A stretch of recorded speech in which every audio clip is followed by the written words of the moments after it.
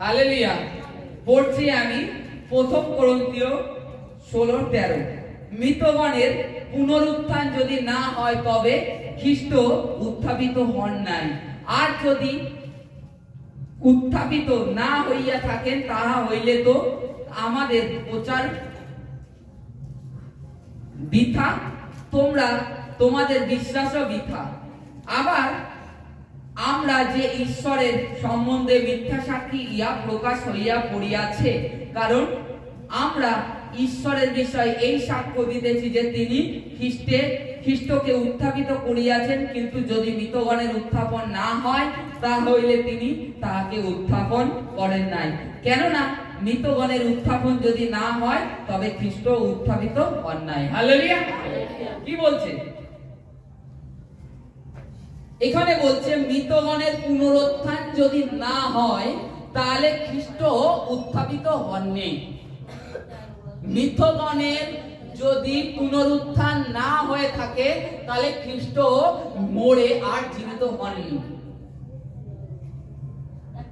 যদি খ্রিস্ট মরেও জীবিত না হয়ে থাকেন তাহলে আজকে যে সুসমাচারে আসছি এই সমস্ত বৃথা।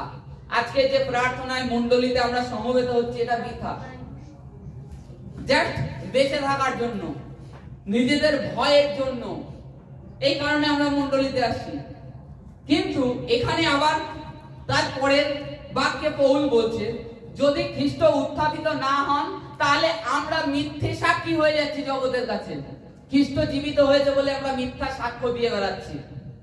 যদি খ্রিস্ট জীবিতই না হয়ে থাকেন তাহলে আমরা জগতের কাছে কি মিথ্যা সাক্ষী হয়ে দাঁড়াচ্ছি, সকলকে মিথ্যা কথা বলে বেড়াচ্ছি যে খ্রিস্ট বেঁচে উঠেছেন। তাহলে আমাদের বিশ্বাস করা সেটাও বৃথা হয়ে যাবে। তাই বলছে সেটা নয়, খ্রিস্ট জীবিত হয়েছে, অর্থাৎ মনুষ্য পুনরুত্থানও আছে। মৃতগণের পুনরুত্থান যদি না হয় তাহলে আমরা বৃথা দৌড়চ্ছি, আর যদি হয়ে থাকে তাহলে আমরা সঠিক পথে ধাবিত হচ্ছি। তো এখানে বলছে খ্রিস্ট মরেছেন আবার তিনি জীবিত হয়েছেন। তাই আজকে আমি সুসমাচার করছি তোমাদের কাছে, নাই তো আমি মিথ্যা তোমাদের কাছে মিথ্যা বলছি, তোমাদেরকে ভুলিয়ে রাখছি, অন্ধকারে রেখে দিচ্ছি যদি খ্রিস্ট জীবিত না হয়ে থাকে। আর আমরা স্পষ্ট বাইবেল যদি দেখি পুরা প্রথম থেকে নতুন নিয়মে যে খ্রিস্ট তাকে মারা হয়, মারার পরে ক্রুশে টাঙিয়ে দেওয়া হয়, টাঙিয়ে দেওয়ার পরে তাকে কবরেও রাখা হয়, রাখানোর পরে 3 দিন পরে তিনি জীবিত হন। পৌল যে করন্থীয় মণ্ডলীর কাছে লিখছে, পৌল কি করন্থীয় মণ্ডলীর কাছে পত্র লিখে বলছে যে তোমরা স্থির থাকো প্রভুর প্রতি। কারণ আজকে পৌল নিজে সাক্ষ্য দিয়ে বলছে আমি যখন দশমেশকে তাড়না করতে যাচ্ছিলাম প্রভু আমাকে পথের মাঝখানে দর্শন দিলেন। প্রভু তার মধ্যে পৌল যখন দশমেশকে যাচ্ছিলেন তাড়না করতে, তখন তার মধ্যে কি কাজ করছিল? জাগতিক আত্মা, জাগতিক নাম যশের চিন্তা তার মধ্যে কাজ করছিল যে আমি যারা খ্রিস্টের আরাধনা করে তাদেরকে বন্দী করব, কৈশোরের কাছে আমি একটা নাম পাবো, প্লাস গ্রামের কাছে পৌল নাম হবে। যেরকম আমরা জগতে দেখি অনেক মস্তানরা আছে, নাম পাবার জন্য তারা চিন্তা করে না পরবর্তীতে আমার কি হতে পারে। মোবাইলে কিছুদিন আগে আমরা দেখছিলাম একটা ভিডিও ভাইরাল, দেখছিলাম তো একজন খ্রিস্ট প্রচারককে কিভাবে একজন গিয়ে উল্টো পাল্টা প্রশ্ন করে। সে কি করেছে? তার নামটাকে সোশ্যাল মিডিয়াতে ভাইরাল করবার জন্য, কিন্তু পরে যে কি হবে সে বিবেচনা করেনি। আজকে সে বিবেচনা করেনি এই কারণের জন্য আজকে ভারতের উপরে অনেক ট্যাক্স বসে গেছে। আজকে যারা ভারতের নাগরিক বাইরের দেশে আছে তাদের উপরে খুব অত্যাচার হচ্ছে। কারণ তারা কিন্তু ভাবেনি এরা যা ভাইরালের জন্য, সোশ্যাল মিডিয়ায় ভাইরাল হওয়ার জন্য কি করেছে, কিছু তাদের যা মন চেয়েছে সেই রূপ পাস্টরদের সাথে কাজ করেছে। কিন্তু বিদেশে যারা ভারতীয় নাগরিক আছে তাদের প্রতি কি অত্যাচার হচ্ছে আজকে তারা জানে না, তারা বিবেচনা করছে না। কিন্তু যে সেই সমস্যার মধ্যে আছে সেই জানে। আজকে অনেক দেশে আমেরিকা কড়া নির্দেশ দিয়ে দিয়েছে ভারতের প্রতি যে তোমার দেশকে ভাগ করো, যে রাজ্যগুলো আছে সব খ্রিস্টান কান্ট্রি করে দেবে। আমেরিকা ডাইরেক্ট হুমকি দিয়ে দিয়েছে ভারতকে। এদিকে বলছো তোমরা গণতান্ত্রিক দেশ, আর অথচ মানুষের প্রতি তাড়না, তাও আবার খ্রিস্টীয় সন্তানদের উপর এইরূপ প্রেশার দিয়ে দিয়েছে। বাইরে বড় বড় কান্ট্রি গুলো ভারতের উপরে প্রেশার দিয়ে দিয়েছে, এগুলো আর খবরে কেউ দেখায় না। বড় বড় দেশরা প্রেশার দিয়ে দিয়েছে আমাদের দেশের উপর। তা আজকে এই পৌল জাগতিক যখন ছিল, সে এইরূপ তাড়না করে বেড়াতো নাম পাওয়ার জন্য। পরে যখন ঈশ্বর তাকে দর্শন দিল, সে নিজেকে পরিবর্তন করে ফেলল।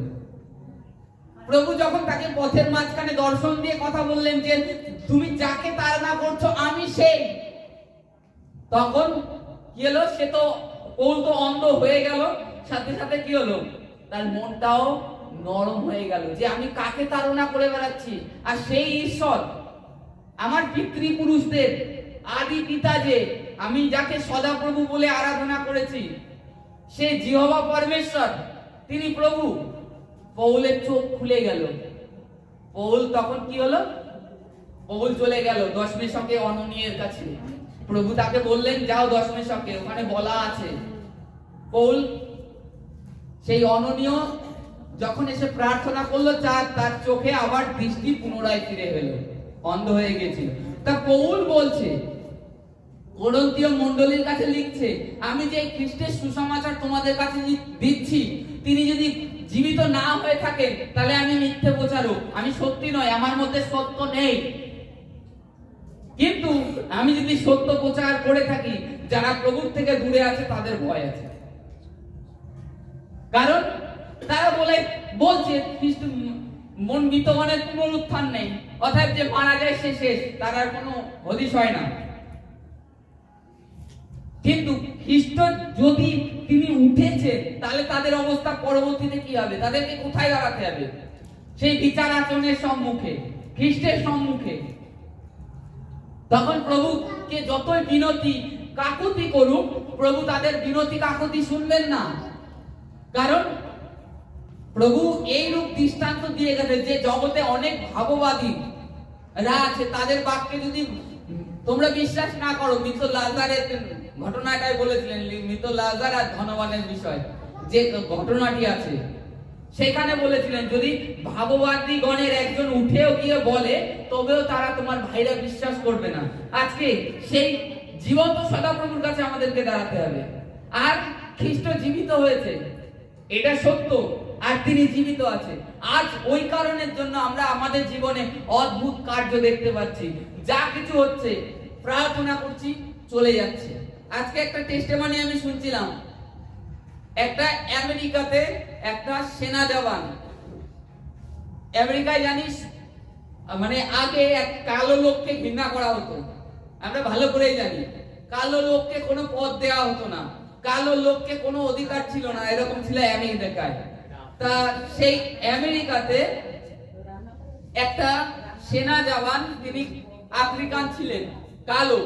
তা আমেরিকায় অনেক দিন থেকে এসে, যেহেতু তারা নাগরিক হয়ে গেছে, পড়াশোনা করেছে, আর্মিতে বিএসএফ এ চাকরি পেয়েছে, চাকরি করছে, করতে করতে সে গাড়ি চালাতে জানে না, কোনোদিন গাড়ি চালায়নি, আর সে সাঁতারও কাটতে জানে না। তা যে তার যে সাদা চামড়ার যে আরো বন্ধুরা ছিল, তারা ও খুব প্রভুর ভক্ত, প্রার্থনা করে। আর এরা কি করে, তোর প্রভু তো সবকিছু করতে পারে, তা এই এক কাজ কর, এই গাড়িটা না চালা, চালিয়ে ওর অফিসার মিলে কয়েকজন বলছে বিদ্যারতনের মাঠের ওখান থেকে নিয়ে এসে এই পার্কিং এ রাখবি। তখন সে কি করেছে, ওই গাড়িটা প্রথমে বলছে আমি গাড়ি চালাতে পারি না, আমি পারবো না। কেন? তোর যিশু তো সব পারে, এরকম যে প্রভুর নাম করে বলছে, তোর যিশু তো সব পারে, তাই এটা কেন পারবি না? অবশ্যই পারবি। ও যেই বলেছে যিশুর কথা, ওর মনে একটু ইয়ে হয়ে গেছে যে প্রভুর কথায় অপমান, না আমি যাবো গাড়ি চালাতে। এবার গাড়ি চালাচ্ছে, গাড়ি গিয়ে যেভাবে চালায় ঠিক সেভাবে চালাচ্ছে, জানে না কি করে করছো। গাড়ি দিব্য পার্কিং করে, যে কোনোদিন গাড়িতে হাত দেয়নি, সে ওই ঘুরিয়ে নিয়ে এসে ওই পার্কিং এ রেখেছে। এবার রাখার পরে দেখছে কি, বাইরে বেরিয়ে যে অফিসাররা যারা ওকে মজাক করছিল তারা কাঁদছে। বলছে আপনারা কাঁদছেন কেন? জিজ্ঞেস করছে আপনারা কেন কাঁদছেন? তা বলছে বাস্তবিক তো যিশু আছে, তাকে বলছে। বলছে কেন? বলছে এটা সাধারণ বিষয়, এ তো একটা মানুষ গাড়ি চালানোর চেষ্টা করলে অবশ্যই পারতে পারে। এতে আপনাদের এতটা বিশ্বাস করার বিষয় কেন? গাড়ির মধ্যে ইঞ্জিনই নেই, গাড়িতে ইঞ্জিনই নেই, সেই গাড়ি অত দূর থেকে ঘুরিয়ে নিয়ে এসে পার্কিং এ রেখেছে। গাড়িটা অনেকদিন থেকে পড়ে থাকা, গাড়িতে ইঞ্জিন খুলে নিয়েছে, সেই গাড়ি অটোমেটিক ওইখান থেকে ঘুরিয়ে অত দূর ঘুরিয়ে চালিয়ে চলে এসে পার্কিং এ রেখেছে। তার মানে দেখুন তার বিশ্বাস। প্রভুকে অপমান করেছে কেউ, সেই অপমান সে তার মধ্যে যে আমার প্রভু সব পারে, সে এগিয়েছে, এক পা ফেলেছে, প্রভু তার সঙ্গে মানে বিদ্যারতন অব্দি ঘুরিয়ে নিয়ে এসে দেখিয়ে দিয়েছে যে আমি আছি কিনা দেখ। তা আজকে আমাদেরও বিশ্বাস কোথায়? আমরা ফেলছি এক কদম, আমাদের প্রভুকে তাড়না করছে, দ্বিতীয় দিন নত করে চলে যাচ্ছি তার সামনে থেকে, দেখছি, দেখাতে হবে যে দেখ আমার ঈশ্বর কি করতে পারে। আপনারা নিরাশা হয়ে, হতাশা হয়ে পিছিয়ে যাচ্ছেন নিজেদের বাক্য দ্বারা, কারণ আপনাদের মধ্যে প্রভু যেদিন থেকে যারা বাপ্তিস্ম নিয়েছে, প্রভু তাদেরকে একটা জোয়ে লাইফ দিয়েছে। এইটা কেন ভুলে যান? রোগ আসতে পারে, আমরা পৃথিবীতে আছি, এমন না আমরা রোবট, রোবটেরও চার্জ দিতে হয়, কি দিতে হয় তো? তাহলে আমরা তো মানুষ, আমাদের মধ্যে শরীরের সমস্যা আসবে না এমন কোনো কথা নেই, কিন্তু সমস্যা আসতে পারে, কিন্তু সমস্যার ওষুধ, তারপরে ইনজেকশন যাই হোক আপনার নিজের কাছে রয়েছে। আপনি কিভাবে সেটা নিচ্ছেন, কিভাবে প্রভুর প্রতি ভরসা থাকছেন, তবে আপনার জীবনে কাজ করতে পারবে। নাই প্রভু আগে থেকে করবে না। আমরা ভালো করে জানি হাসপাতালে কত লোক হে ভগবান হে ভগবান করতে মারা যাচ্ছে, তারা তো দেখেই যাচ্ছে ভগবানকে, কিন্তু যিশুর নামে এটা চাচ্ছে না বলেই এটা হচ্ছে। যিশুর নামে আমরা যদি দেখি, আমাদের ইউটিউবে বাংলায় এক সিরিয়াল করতো, আমাদের বাংলা সিরিয়াল জগতের এক আর্টিস্ট ছিলেন, তিনি গায়ক, ভালো ভালো গান করেন, পরম ভট্টাচার্য। ওনার দুটো কিডনি খারাপ হয়ে গেছিল, দুটো কিডনি কিডনি খারাপ হয়ে গেছিল, আপনি দেখবেন সার্চ করে, কিডনি খারাপ হয়ে গেছে। তখন রাত্রে বেলায় মানে তাকে ডাক্তারখানায় গিয়েছে, ডাক্তার দেখিয়েছে, ডাক্তার দেখে বলছে যে তোমার যে কিডনি খারাপ হয়ে গেছে, দেখে দেখে বাড়ির গার্জিয়ান কে আছে ডাকুন। দেখেছে, বলছে এই 7 দিন মতন আর বেঁচে থাকবে, যা কন্ডিশন আছে। তা যাক, ও কি করতো, তার আগে এই পরম ভট্টাচার্য তিনি গির্জায় যেতেন, চার্চের গান করতেন, কিন্তু কখনো প্রভুতে সেইভাবে গভীরভাবে জানার চেষ্টা করেননি। তা ওই চার্চেরই একজন আসে, সিস্টারকে প্রার্থনা করে যায়, সে প্রার্থনা করে ভবিষ্যৎবাণী করে দিয়ে যায় যে তুমি 7 দিনের মধ্যে হাসপাতাল থেকে ছুটি নিয়ে বাড়ি যাবে। ডাক্তাররা তোমাকে বলেছে 7 দিনের মধ্যে মরে যাবে, আর আমি বলছি প্রভু তোমাকে 7 দিনের মধ্যে সুস্থ করে বাড়ি নিয়ে যাবে। 7 দিনে 3-4 দিন এইভাবে চলে গেছে, ওর তো কষ্ট, কিডনির সমস্যা হলে কি হয়। সে কি করেছে, রাত্রেবেলায় উঠে, কোনদিন প্রার্থনা করে না, 5 দিনের মাথায় রাত্রিবেলায় উঠে বলছে হে প্রভু, সিস্টার তো বলে গেল তুমি আমারে সুস্থ করবে। হাঁটু গেড়ে রাত্রেবেলায় কান্না, কেঁদে কেঁদে প্রার্থনা করছে, কেঁদে কেঁদে এত কাঁদছে, কেঁদে কেঁদে প্রার্থনা করছে। প্রভু এসে ওকে দর্শন দিয়েছে, বলছে তোর জীবন আমাকে দিয়ে দে। প্রভু বলছে, আর সেই কিডনি অটোমেটিক প্রভু ঠিক করে দিয়েছে। সকালবেলায় ও বাথরুমে গিয়েছে একা একা, যে মানুষ উঠতে পারে না, একা একা বাথরুমে গিয়েছে। ডাক্তার এসে বলছে, সিস্টাররা এসে বলছে যে কোথায় গেল, খুঁজে পাচ্ছে না। তা বলছে তুমি কোথায় গেলে, বলছে আমি বাথরুমে গেছি। তা বলছে কি করে উঠলে তুমি, বলছে প্রভু উঠিয়েছে। বলছে কি করে সম্ভব, বলছে আপনারা আমার টেস্ট করুন, আমার কোনো ব্যথা ব্যথা কোনো সমস্যাই নেই, এখন বাথরুম হলো সুন্দর। প্রভু কালকে বলেছে আমার কিডনি ভালো হয়ে গেছে। সে তারা আবার তাকে রিপোর্ট করে সেই দিনই রিপোর্ট করে দেখে কিডনি ওকে, পুরো ক্লিয়ার হয়ে গেছে। এবার 7 দিনের মাথায় যে প্রফেসি করে, এবার 6 দিন হয়ে গেছে। 7 দিনের দিনকে তাকে ডাক্তার ছুটি লেগে যে সুস্থ, কোনো সমস্যা নেই, 7 দিনে মারা যাবে, আর সেই ব্যক্তি 7 দিনে সুস্থ হয়ে বাড়ি। তার জীবন প্রভুকে দিয়ে দিয়েছে। সব সময় সে কোনো জাগতিক সিনেমার কোনো গান করে না, আর ত্যাগ করেছে, এখন প্রভুর আরাধনা গান করে। কারণ কি? সে দেখেছে যে প্রভু যিশু তিনি জীবন্ত। আর আজকে আমাদেরও এই প্রত্যাশা আছে, মৃতগণের পুনরুত্থান যদি না হতো তাহলে আমিও সুসমাচার করতাম না, জোর গলায় বলতাম না, আপনাদের মিথ্যে বিষয়ে আমি আশ্বাস দিতাম না যে খ্রিস্ট উঠেছে। কিন্তু আজকে মিথ্যে নয়, সত্য বিষয়ে আমি আপনাদেরকে আশ্বাস দিচ্ছি। বিশ্বাসে শক্ত হন, প্রভুতে স্থির থাকুন। শয়তান আপনার জীবনে সমস্যা নিয়ে আসতে পারে, কিংবা প্রকৃতির থেকে আমাদের ঠান্ডা, সর্দি, কাশি এ সমস্ত কিছু আসতে পারে, কিন্তু এর জন্য আমাদেরকে বাইবেলে যুদ্ধের অস্ত্র দিয়েছে যে কিভাবে লড়তে হবে, তার জন্য তৈরি হতে হবে। আজকে রোজ বাইবেলের বাক্য কেন দেয়া হয়? যাতে আপনারা ঈশ্বরের বাক্যকে সঠিকভাবে জেনে আপনাদের জীবনে সেটা ব্যবহার করতে পারেন, সেই অস্ত্রটা। এটাই হচ্ছে উদ্দেশ্য প্রত্যেক সপ্তাহে, যাতে আপনাদের তারপরে খ্রিস্টের থেকে আপনাদের প্রেম যেন শীতল না হয়ে যায়। এই কারণের জন্য পৌলও তিনি সাক্ষ্য দিয়ে গেছেন। করন্থীয় মণ্ডলী, গালাতীয়, এফেসীয় মণ্ডলী, সমস্ত মণ্ডলীর কাছে পত্র দিয়ে তাদেরকে স্থির করেছে বিশ্বাসে। আজকে আমাদেরকেও প্রভুর প্রতি বিশ্বাস রাখতে হবে, স্থির থাকতে হবে। মৃতগণের পুনরুত্থান আছে। খ্রিস্টকে যখন তুলেছে, আমাদের প্রত্যেককে তুলবে। এই যে প্রভুকে গ্রহণ করেছে কিংবা করেননি তাকেও তুলবে, তুলে প্রভুর সম্মুখে, বিচার আসনের সম্মুখে আমাদের সম্মুখীন হতে হবে। আমাদের প্রত্যেককে সম্মুখীন হতে হবে, আর তার কাছে নিকাশ দিতে হবে আমাদের কর্মের, সারা জীবনে কি কর্ম করে এসেছি সব হিসাব দিতে হবে তার সম্মুখে। আমরা যেন প্রভুর প্রতি স্থির থাকি, বিশ্বাস্ত থাকি, আর তার বাক্যে মেনে আমরা ধৈর্য সহকারে যেন চলি, তবেই আমরা ঈশ্বর থেকে অনুগ্রহ পাবো। আমাদের জীবনের সমস্যা আগে কাউকে মানুষের কাছে না ছুটে যাই, প্রভুর কাছে আগে জ্ঞাত করি যে প্রভু আমার আর্থিক সমস্যা হচ্ছে, আমার শারীরিক সমস্যা হচ্ছে, তুমি ব্যবস্থা করো, কাউকে না কাউকে তুমি পাঠাবে, আমি বিশ্বাস করি তোমার থেকে আমার সাহায্য আসবে। আমরা যদি দেখি দাউদ নিজে কোন মানুষের কাছে আগে ছোটেননি, আগে কার কাছে গিয়েছে? প্রভুর কাছে। যা কিছু হয়েছে আমরাও যেন প্রভুর নিকটে যাই, আর প্রভু উপায় বের করে দেবে। আর আমাদেরও আশ্বাস প্রভুর প্রতি প্রেম কিংবা তার প্রতি ভরসাও ধীরে ধীরে বাড়বে। আর সেটা যখন আপনি যখন প্রার্থনা করতে বসবেন, তখন প্রভুকে স্মরণ করিয়ে দিন যে প্রভু, আমি 10 বছর আগে এই রূপ অসুস্থ ছিলাম, আমাকে তুমি সুস্থ করেছিলে ওই রোগ থেকে, আজকে কেন করবে না? আজও তুমি করবে, আর সেই জীবন্ত ঈশ্বর তুমি আজকে। তাই তো বলছে দাউদ, কি প্রার্থনা করেছে? হে আমার প্রাণ, জীবন্ত ঈশ্বরের ধন্যবাদ কর, তার সকল উপকার ভুলিয়া যাস না। নিজের প্রাণকে বলছে।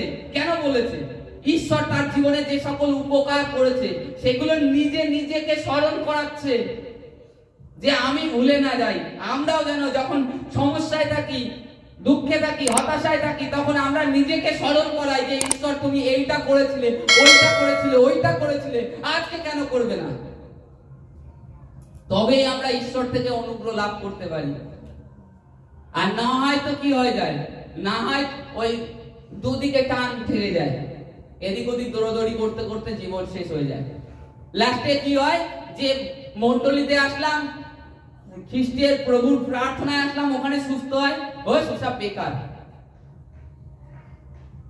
কিন্তু আমরা ভুলে যাই প্রভুকে আমরা প্রথম যতটা প্রেম করেছি সেটা আর করি না। তাই এই কারণে আমি বলবো যে খ্রিস্ট তিনি পুনর্জীবিত হয়েছে, আমাদেরকেও জীবিত করবেন।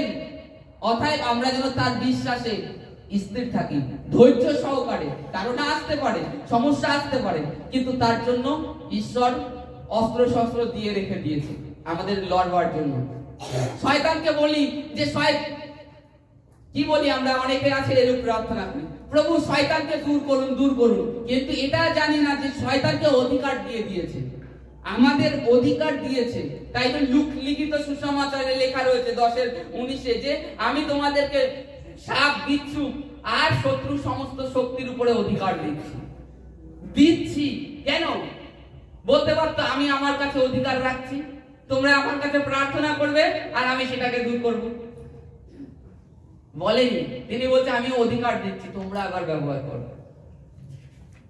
আমাদের করতে হবে।